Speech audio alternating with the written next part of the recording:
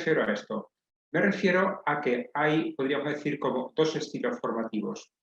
El primero sería una forma que da lugar a personas que piensan, que entienden qué es lo que se les pide y que dan una respuesta adecuada, pero una respuesta, por así decir, digerida.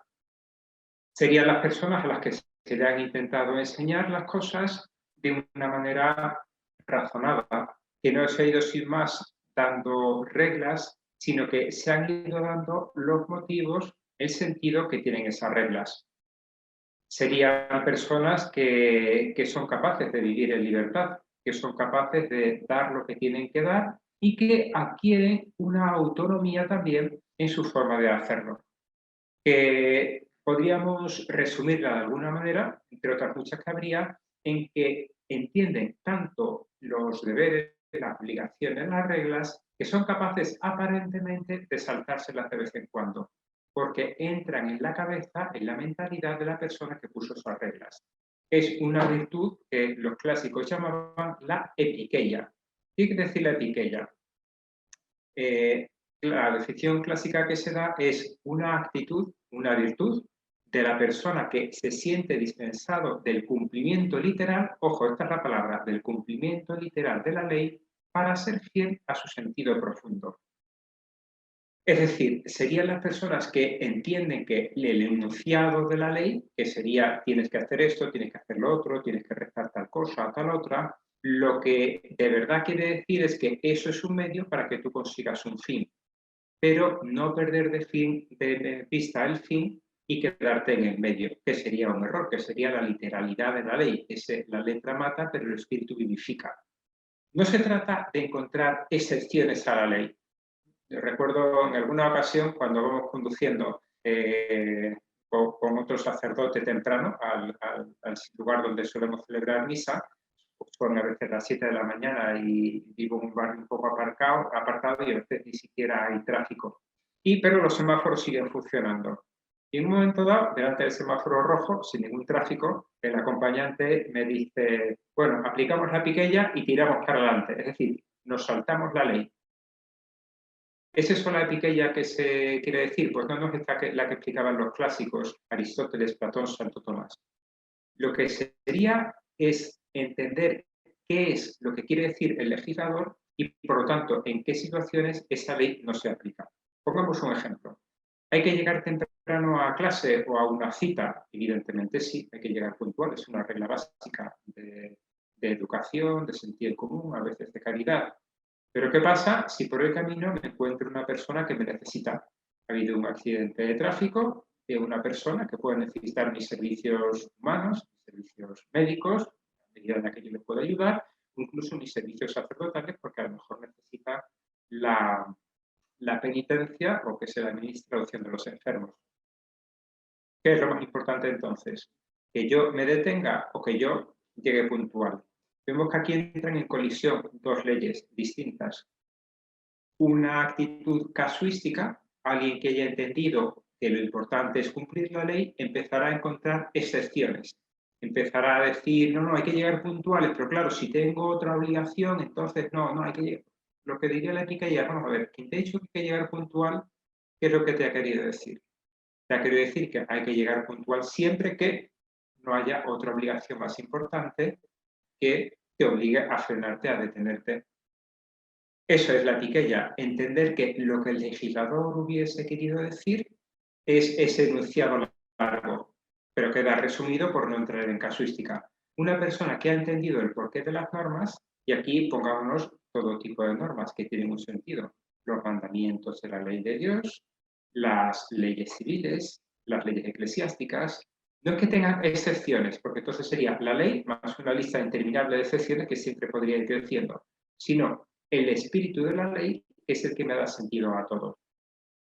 Una persona que no está bien formada le puede ocurrir aquello que pasaba a un experimento sociológico que hicieron en una universidad gringa. Consistía en lo siguiente, era un seminario teológico.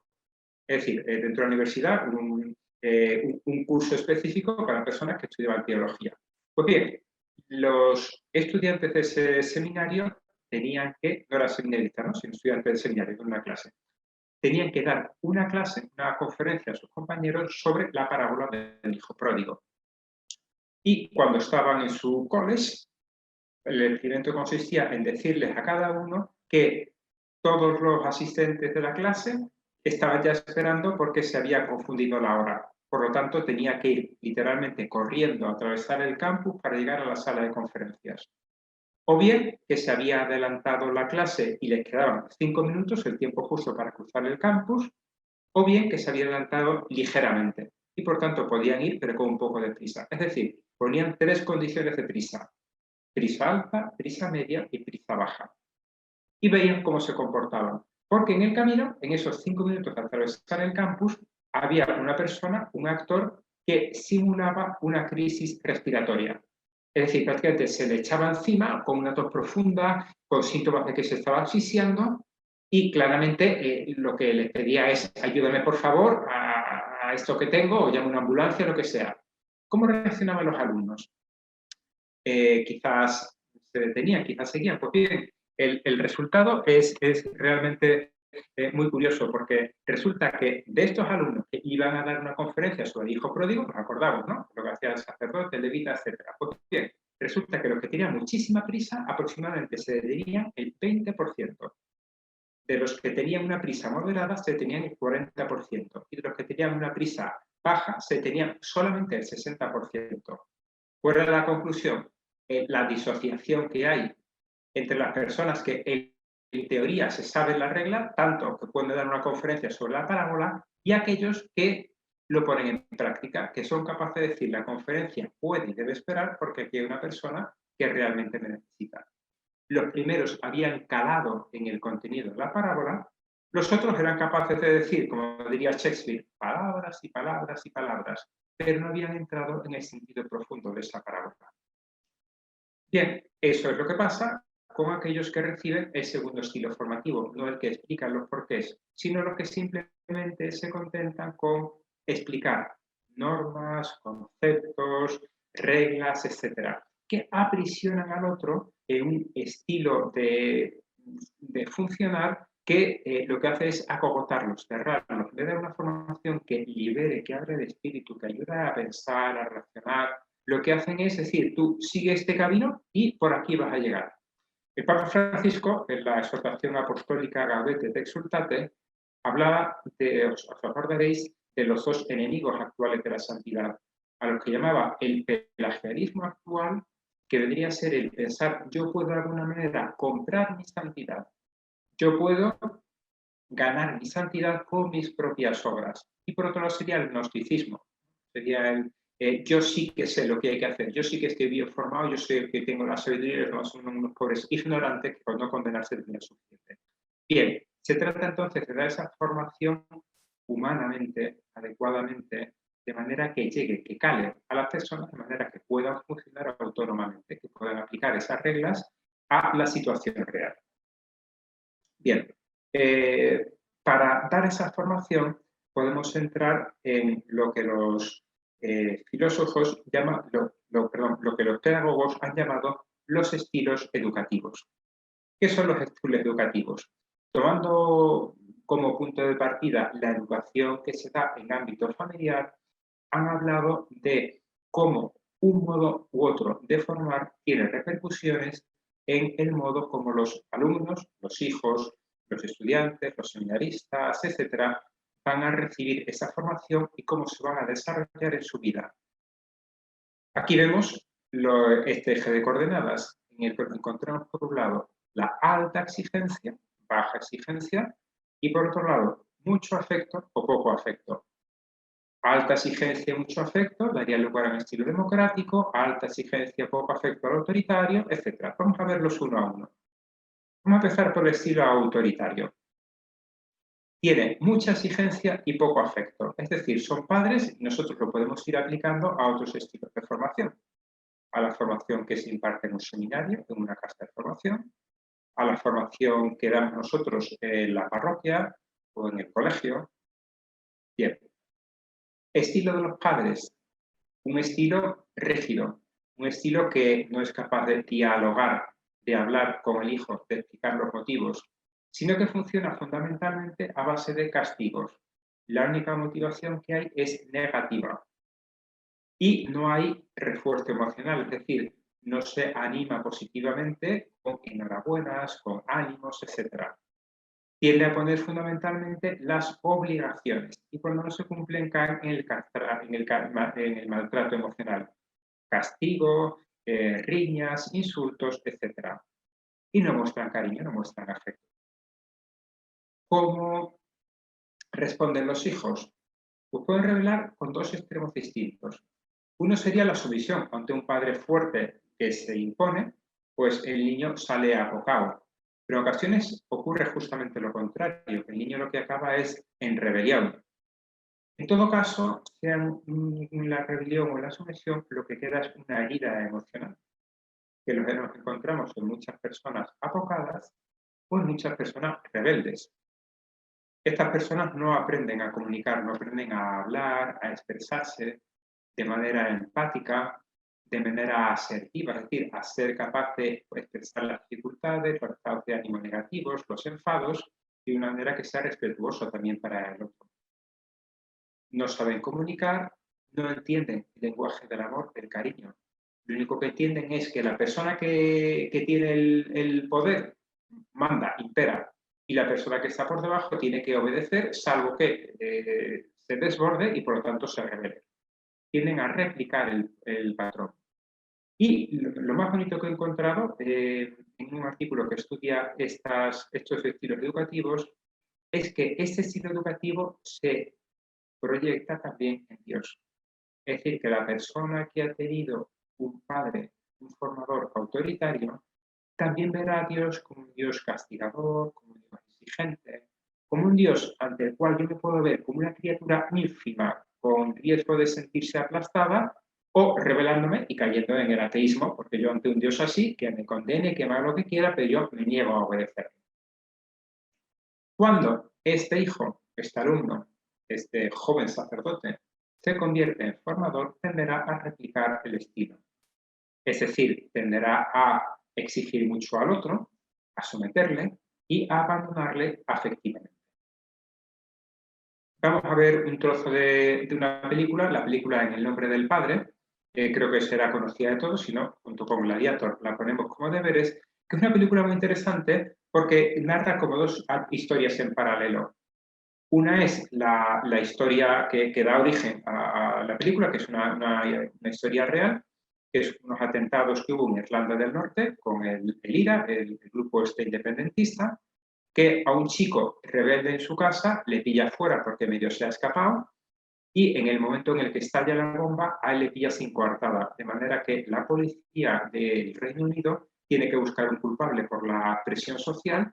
Así que le pillan a él, no tenía excusa porque estaba malviviendo solo, de manera que le meten en la cárcel. Y como sigue la presión social, acaba metiendo también en la cárcel a su padre. La escena que vamos a encontrar ahora es el encuentro del chico con su padre en la cárcel. Lamento decir que tiene algunas palabras un poco malsonantes, pero me parece muy ilustrativa de lo que acabamos de contar. ¿Por qué me estás mirando así? ¿Así como? ¿Por qué me sigues siempre? ¿Eh? ¿Por qué me sigues siempre cuando hago algo malo? ¿Por qué no lo haces cuando hago algo bueno? ¿De qué estás hablando? ¿Qué? ¿De qué hablo? Hablo de la medalla. ¿Qué medalla? ¿Qué medalla? ¿Qué puta medalla? Hablo de la única puta medalla que ha habido en nuestra casa. ¡Esa puta medalla! La que gané jugando al fútbol. Tú estabas en el banquillo dándome instrucciones, como si yo no supiera lo que hacía, pero si tú jamás has sabido jugar al fútbol. Pero solo veías lo que yo hacía mal. Yo jamás hacía nada bien para ti. Y después de un partido, te acercaste a decirme: Jerry, cometiste una falta estúpida. Yo no te dije nada, ¿lo recuerdas? Me alejé y me dirigí a los vestuarios, pero me seguiste y volviste a decirme: Jerry, cometiste una falta. Los otros padres que estaban allí se reían de ti. Te llamaban el pobre Giuseppe. Yo salí corriendo y me escondí. Escribí tu nombre en el suelo, tu estúpido nombre de Giuseppe, lo escribí en la tierra y me meé sobre él. Me meé sobre él. Porque sí que cometí una falta. ¿Pero qué importaba si ganamos? Por una vez en nuestra vida ganamos. Aparcaste la medalla que me dieron, la empeñé enseguida. Se rieron de mí, ni siquiera me dieron...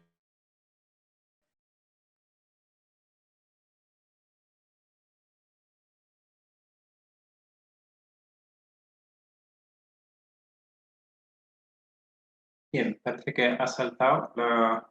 Esto es. Sí, ha saltado la película. No sé qué es lo que habrá pasado. Vamos a ver, otra vez.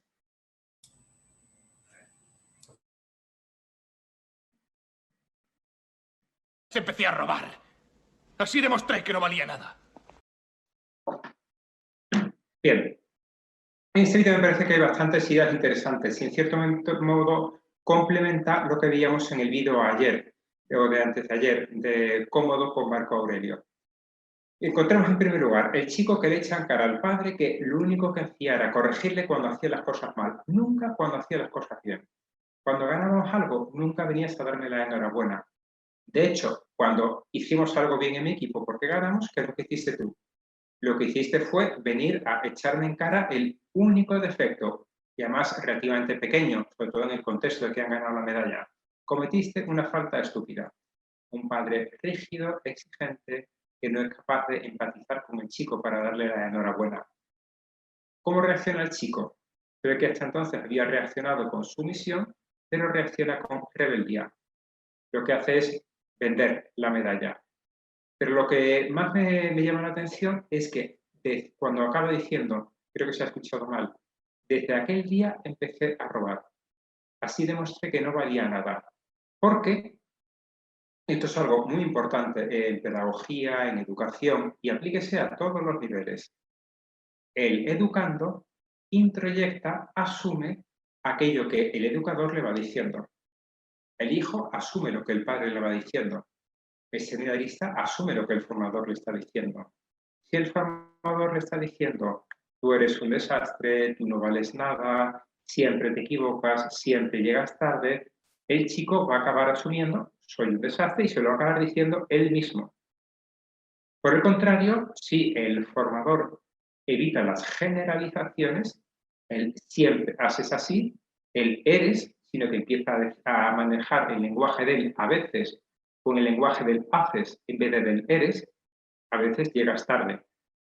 A veces dejas las cosas desordenadas, no siempre eres desordenado. Entonces está poniendo a disposición de su alumno o de su formando unos medios de decir, por lo menos tienes un margen. A veces quiere decir que no siempre, si algunas veces actúas bien, tienes posibilidad de ir aumentando el número de veces que actúas bien.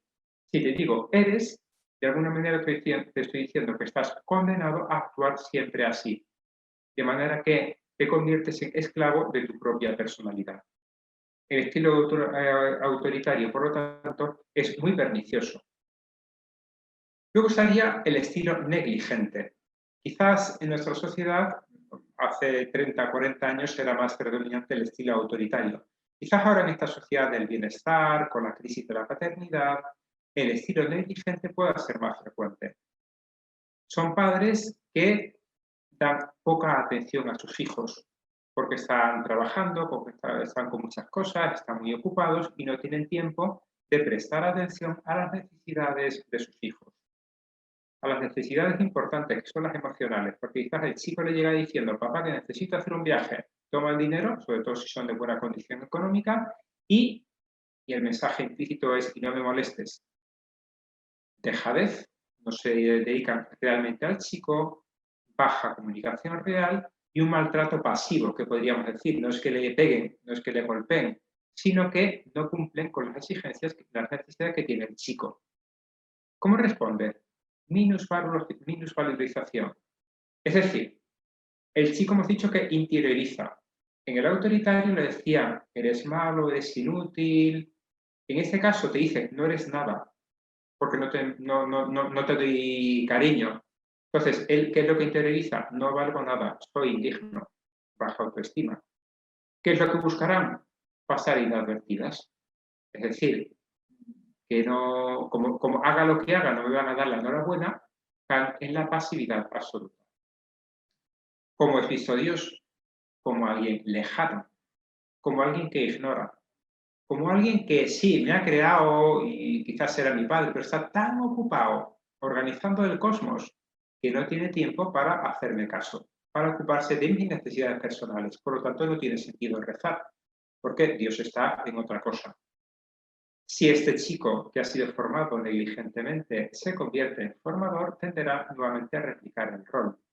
Es decir, no atender a los demás, será negligente, o bien caerá, como hemos visto antes, que podría ser o sumiso o rebelde. Pues este puede caer también, para no ser como me ha formado mi padre, puede caer en la negligencia, se limita, o bien ser sobreprotector, que también es otra patología, que es la que vemos aquí, el estilo formativo.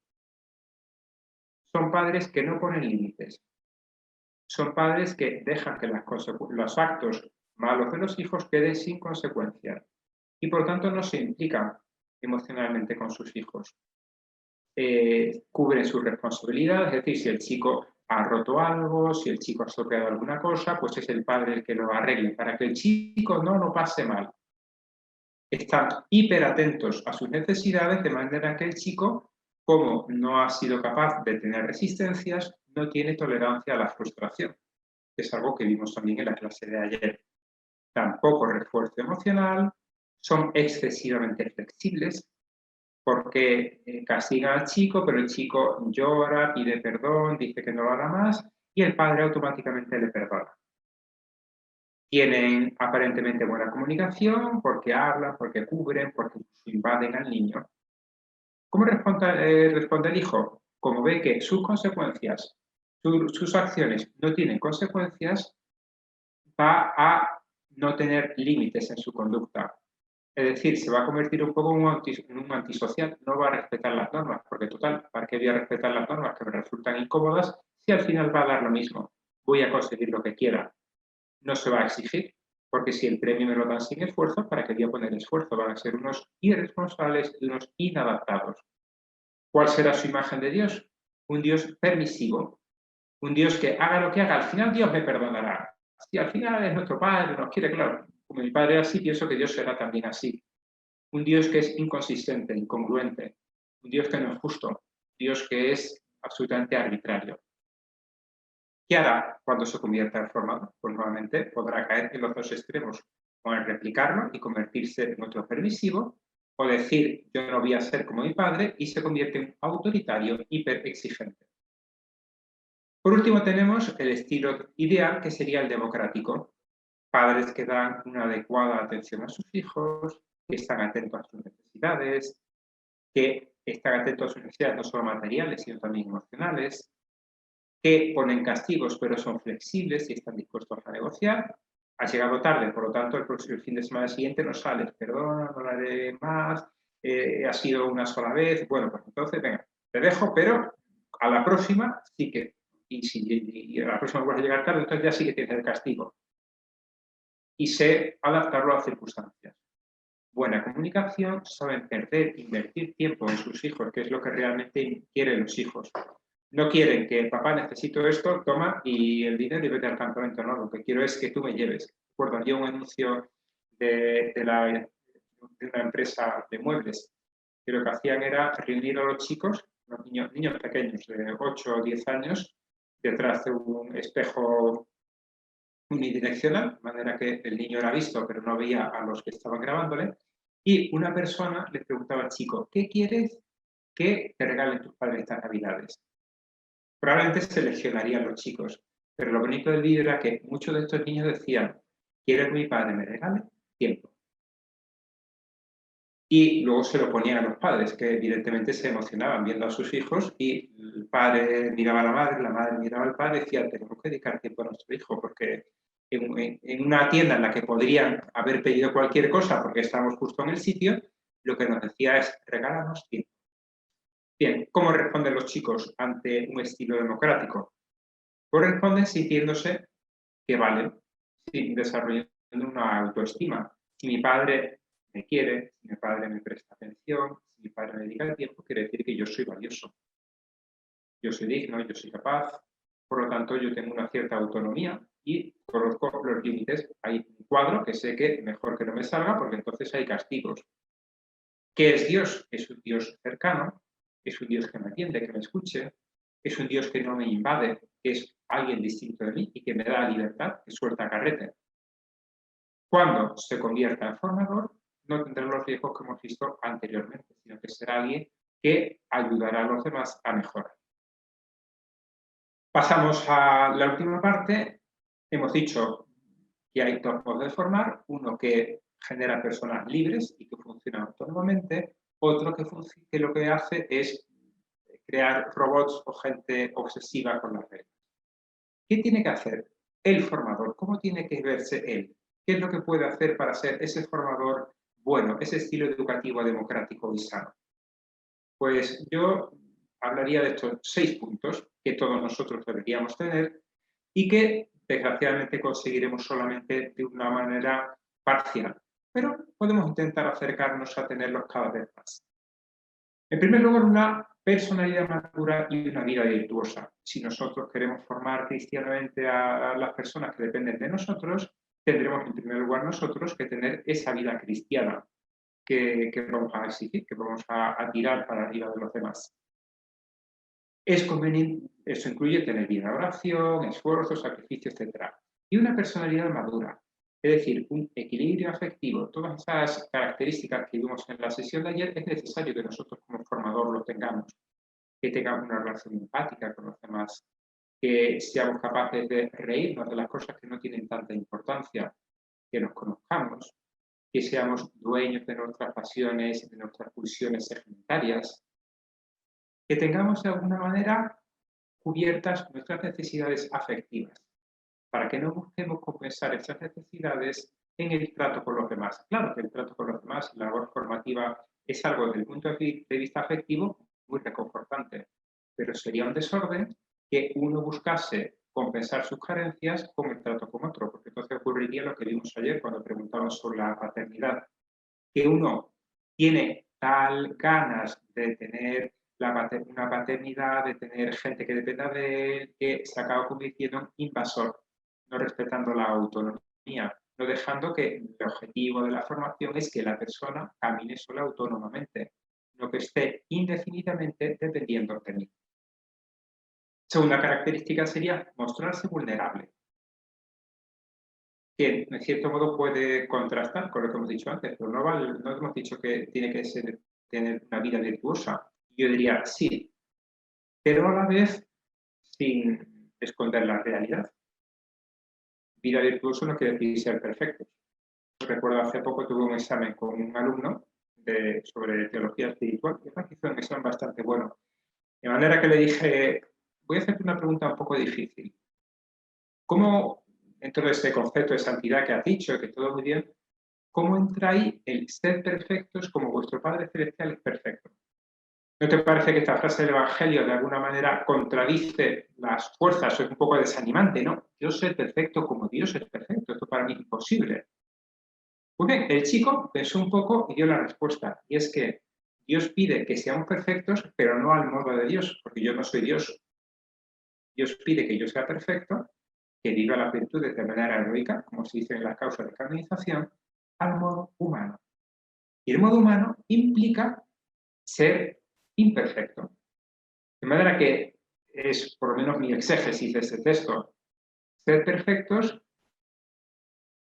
con vuestras imperfecciones, ser un poco mejores cada día. No os canséis de luchar, de esforzaros, de apoyaros en la gracia de Dios. Y a la vez, no esconded vuestras debilidades. Y esto sí que es un riesgo siempre, ¿verdad? Cuando uno cree que va a perder la autoridad moral, cuando se ven sus defectos. Y por lo tanto tiende a justificarse, a negarlos, etc.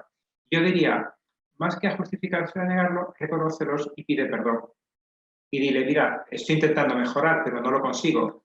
He llegado tarde, o he dado un grito, o te he corregido de manera poco delicada. Perdona, intentaré no volver a hacerlo. Y con eso estamos dando ejemplo, porque estamos diciendo, yo soy como tú, una persona que está en camino, que quiere mejorar, y tú puedes ser como yo, es decir, no perfecto, porque entonces te vas a desanimar. Tú puedes ser una persona que quiere mejorar. Y el tercer punto sería la formación del formador, muy importante, de hecho es lo que estamos haciendo aquí, ¿verdad? tener la preocupación de estar continuamente actualizándose en los distintos aspectos doctrinales, disciplinares, morales, psicológicos, etcétera, que forma parte de ser un buen formador. La cuarta sería la preocupación por la persona en su integridad. Es decir, no la preocupación por la persona que viene a mí a formarse, tener dirección espiritual o lo que sea, en cuanto cristiano, sino en cuanto persona.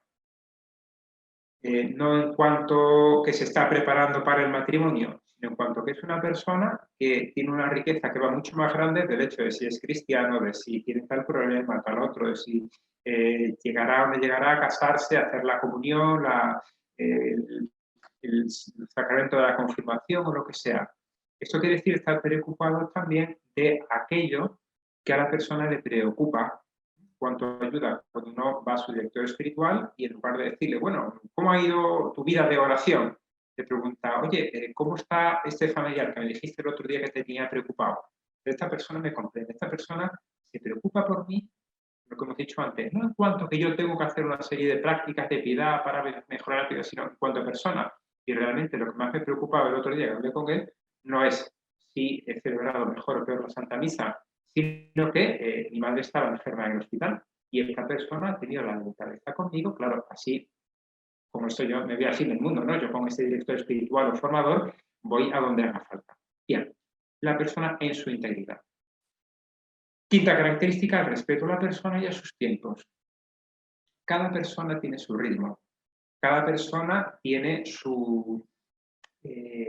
lo que ve que Dios le pide, sus virtudes o sus faltas de virtudes, su generosidad, y parte también de la labor formativa está en poner a la persona en condiciones de decir que sí, en poner a la persona de manera que vea que podría ser un poco más generosa. No decirle yo, tienes que darte más, estás siendo un poco egoísta, sino ir sugiriendo, abriendo horizontes, abriendo caminos, decíamos como al principio, eso es todo el estilo de formar, ¿no? Tienes que conseguir todos estos objetivos y tener al final del año, del trimestre, lo que sea. No, te voy a ir abriendo ideas, de manera que seas tú, tu oración, poniendo delante de Dios y decirle, Dios mío, ¿tú qué es lo que me pides? ¿Tú cómo estarías contento conmigo? Que lo vayas descubriendo. Sexta y última característica sería superar los propios fantasmas. Todos tenemos nuestros miedos, todos tenemos la responsabilidad que a veces nos puede superar cuando una persona pone en nosotros su alma y nos dice, quiero que me ayudes a alcanzar la santidad, cuando es otra persona la que nos da un encargo. El obispo que me hace encargado de formación de la pastoral juvenil, de la parroquia, de formador de un seminario, etcétera. Pues a mí esa responsabilidad, esa tiranía de las expectativas de la que hablábamos ayer brevemente, eso tengo que cumplir con lo que me han dado. O bien, yo no puedo dejar que esta persona se me escape, no se adhiera a su vocación, se aleje de Dios, entre en riesgo su salvación eterna, etc. Todos esos son miedos de nosotros. ¿Qué tenemos que ser conscientes para que no nos condicionen? Porque si no, si nos dejamos llevar por el miedo, empezaremos a actuar de manera no adecuada e intentaremos controlar a los demás, que me consulte todo para que no se equivoque, que pase todo por el filtro de mi opinión, estar yo pendiente de él, de dónde está, y entonces se convierte en, no sé, yo que tengo mucho contacto con formadores del seminario, convertimos el seminario en una agencia de policía, en la que estamos pendientes intentando que se den cuenta lo menos posible, pero vigilando a los chicos en lugar de dejando que sean ellos. Dejar que sean ellos, su función también es conocer qué es lo que tienen en la cabeza, qué es lo que hacen, pero sin invadirlos. Bien, lo dejamos aquí, son ideas bastante variadas, pero me parece que abren todo un abanico que nos pueden ser útiles, cada uno allá donde está, para hacer mejor nuestra tarea formativa. Muchas gracias.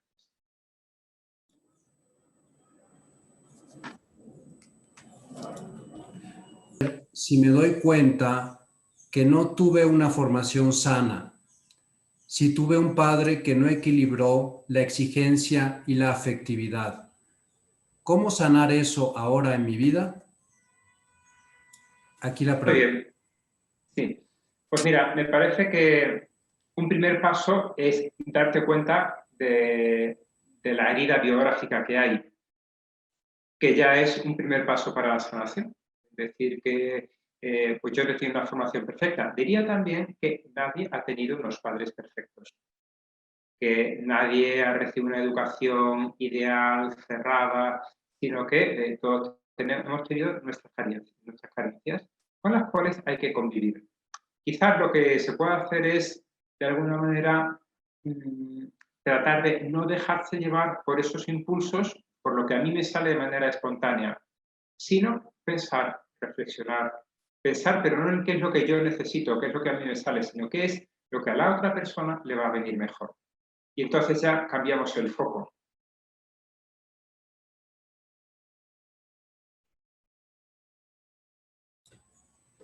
Muy bien, muchas gracias. La siguiente pregunta es que usted mencionó, profesor, que es bueno mostrarse vulnerable como formador, pero una experiencia personal es que a veces mostrarse vulnerable es mal visto por los compañeros en el seminario o en otros ambientes, o es mal visto por los formadores que te están formando. Entonces hay ahí una cuestión de qué hacer, ¿no? Sí. Como todo tiene que ser equilibrado. No se trata tampoco de mostrar, de abrir uno al alma, precisamente a la gente que está formando, entre otras cosas porque le puede escandalizar.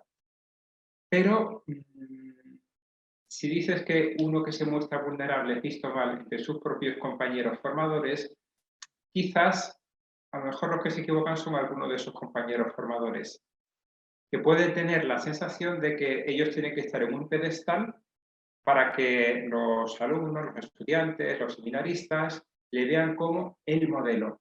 Pero perdona, el modelo en la formación no somos nosotros. El modelo es Cristo.